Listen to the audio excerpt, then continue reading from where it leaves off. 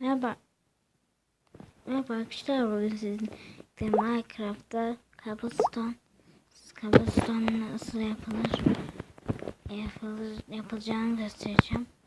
Böyle bunun aynısından yapacağız. İlk böyle gerekli olanlar su.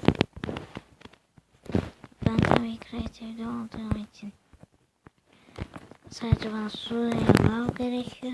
Ama sizde kazma ve toprak gerekiyor. Şunları kazmak için isterseniz kazın toprakları, ama cobblestone için kazma gerekiyor. İsterseniz serverda yapalım.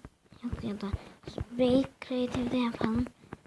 İlk böyle 4 tane gittikten sonra şöyle soldaki tarafın ikinci bloğunu kırın ve kırık olan bloğunu hemen bir üstüne, yani şu sol tarafına su koyun.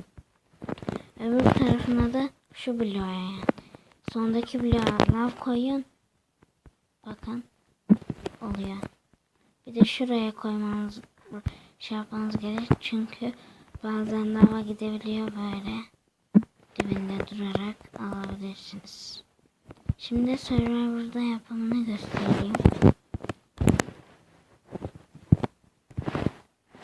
Arkadaşlar hemen server'a geçelim.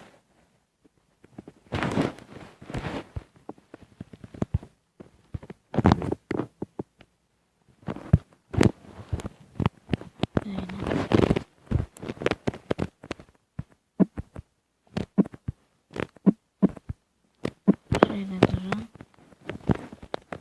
Tamam. Şimdi oraya yapmanıza gerek yok. Ben yanlışlıkla yaptım. Tamam.